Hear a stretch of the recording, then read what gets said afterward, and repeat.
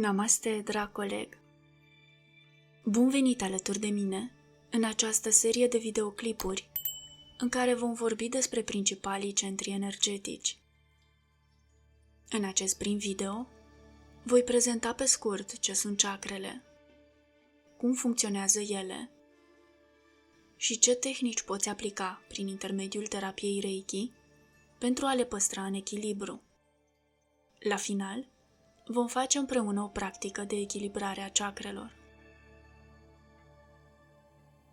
În primul rând, să ne reamintim faptul că energia universală este generată de Creator și are o frecvență de vibrație foarte mare, ceea ce îi conferă și un grad de puritate deosebit. Prin intermediul chakrelor, omul primește din univers o cantitate de energie universală care îi este necesară pentru a-și putea întreține activitatea corpului fizic. Așadar, chakrele modifică frecvența de vibrație a energiei universale primite din univers, astfel încât aceasta să aibă o frecvență de vibrație mai mică, apropiată de cea a corpului uman. Chakrele sunt practic vortexuri sferice, asemenea unor tuburi din corpul eteric, care acționează ca transmițători de energie și sunt numite porți către conștiință. Omul are polaritatea esențială pe axa sa de-a lungul coloanei vertebrale.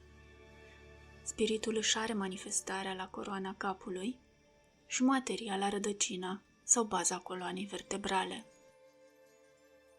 Între cele două polarități există stadii intermediare ale conștiinței. Chakrele omului corespund acestor etape intermediare, care, asemenea notelor muzicale, vibrează de la cele mai grave sau dense la cele mai acute sau subtile. Corpul nostru eteric are 7 chakre de bază și alte câteva sute de puncte de energie în interiorul și în exteriorul corpului fizic. Fiecare chakră principală are o proiecție posterioară, cu excepția primei și celei de-a 7-a, și toate funcționează ca un întreg. Chakrele sunt oglinda sufletului nostru. Toate experiențele pe care le-am trăit în cursul vieții noastre influențează funcționarea lor. Iar atunci când situațiile trăite au fost interpretate ca eșecuri sau traume pentru un timp mai îndelungat, asta a generat acumulare de energie grea, reziduală, ducând inevitabil și la dezechilibre în corpul fizic. Terapia Reiki, practicată cu regularitate, ne oferă posibilitatea de a dizolva aceste blocaje, deoarece Reiki pătrunde în chakre, eliminând energia stagnantă. În timpul unei ședințe Reiki, energia este transmisă prin palme și după intensitatea cu care aceasta curge, se pot recunoaște dezechilibrele din chakre. Cu cât curge mai multă energie, cu atât chakra este mai dezechilibrată. Nu este posibil să ajungi la o supradoză Reiki, deoarece corpul acceptă doar cantitatea de energie vitală de care are nevoie sau este dispus în prezent să prelucreze. Circulația energiei care unește chakrele între ele și la rândul lor cu organele permite ca fiecare boală să fie tratată prin chakra corespunzătoare organului afectat. Persoana tratată poate avea atât reacții emoționale, precum plânsul, amintirea unor situații sau persoane agresoare, cât și reacții fizice, cum ar fi frisoane, senzații de căldură, relaxare profundă sau chiar somn. Apoi, se simte calmă și relaxată. Simte o mare dorință de a vorbi despre senzațiile pe care le-a trăit și de multe ori descoperă un sentiment intens de fericire, neexperimentat de mult timp. Amintește-ți întotdeauna că pentru a fi perfect echilibrat, trebuie să ai toate chakrele deschise și funcționale.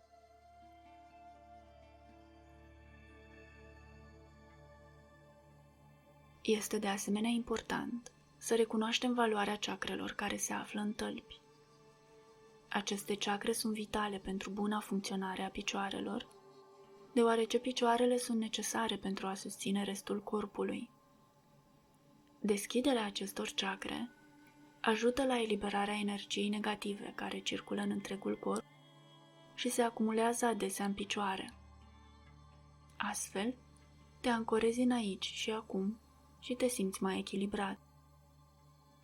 A fi echilibrat și împământat pe pământ te protejează de atacurile energetice. Pentru cineva care are picioarele paralizate sau suferă de vene varicoase, ulcere sau probleme articulare, aceste chakre sunt cruciale pentru a ajuta la vindecarea picioarelor și a părții inferioare a spatelui. Alți centri energetici importanți sunt cei aflați în genunchi, umeri și palme. Există multe moduri minunate în care poți vindeca și alinia corpul utilizând Reiki. Următorul exercițiu îl poți parcurge oricând pe parcursul zilei și chiar poate deveni o practică cu care să-ți începi și să-ți închei ziua.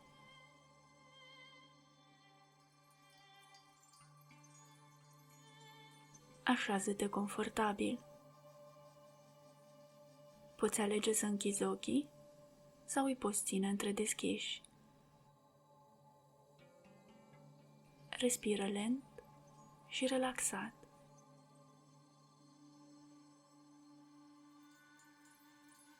Și vizualizează cele 7 chakre principale și aura.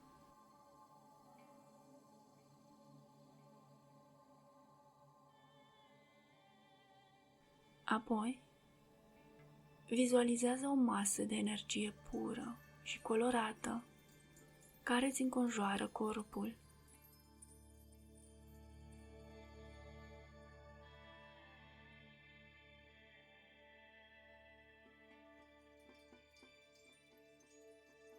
Vizualizează acum energia care vine din pământ și se atașează de picioarele tale, precum rădăcinile unui copac.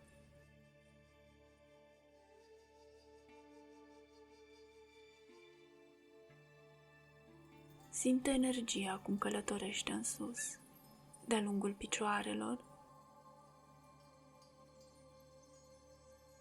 și vizualizează culoarea roșie, umplându-ți chakra rădăcină.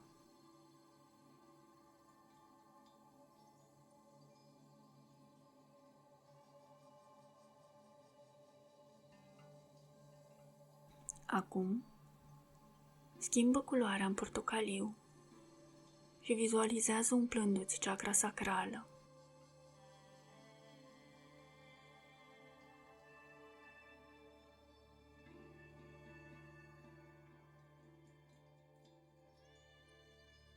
Și din nou, schimbă culoarea în galben și urmărește cum umple chakra plexului solar.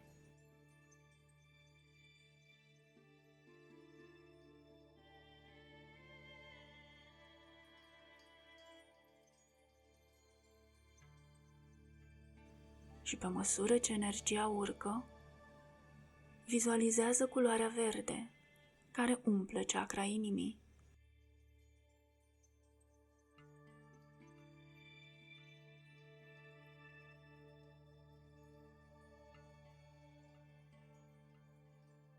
Și schimbă din nou culoarea în albastru și urmărește cum umple chakra gâtului.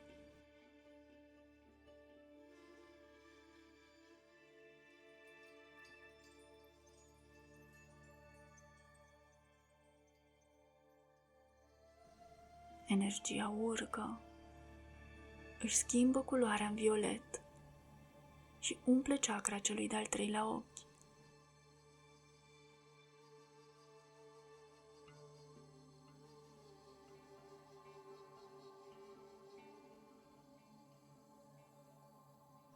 Și apoi schimbă culoarea în alb și vizualizează cum umple chakra coroanei.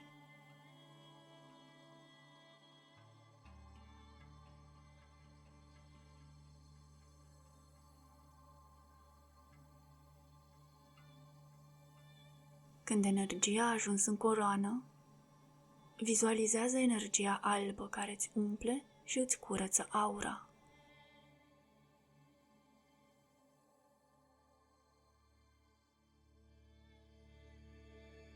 Înfășoară energia în jurul corpului, simțind că îl protejează și îl curăță de toate impuritățile.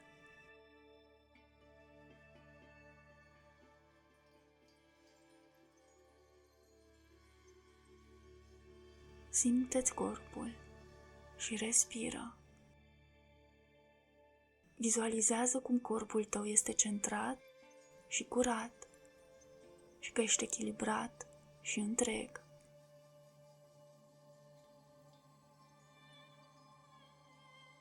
Acum, adu în corp toată această energie și condu-o în jos, prin fiecare chakră, până ajunge în picioare.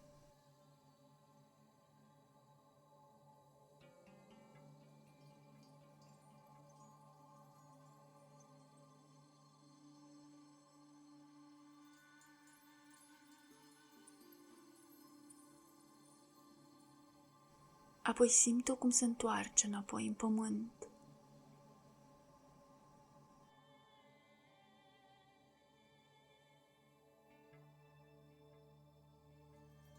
Poți rămâne în această stare de relaxare atât cât ai nevoie.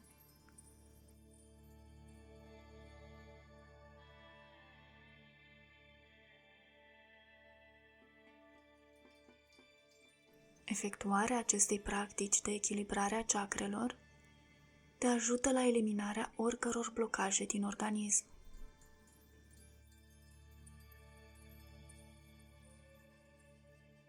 Această metodă ajută la curățarea și revitalizarea chakrelor și a aurei.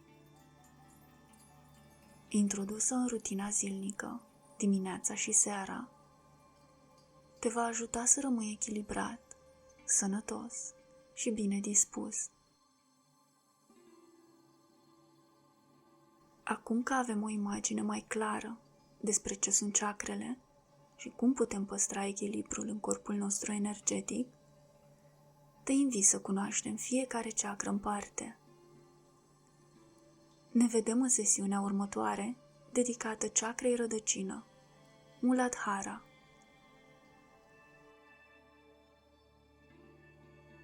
Până la următoarea întâlnire, fii Reiki.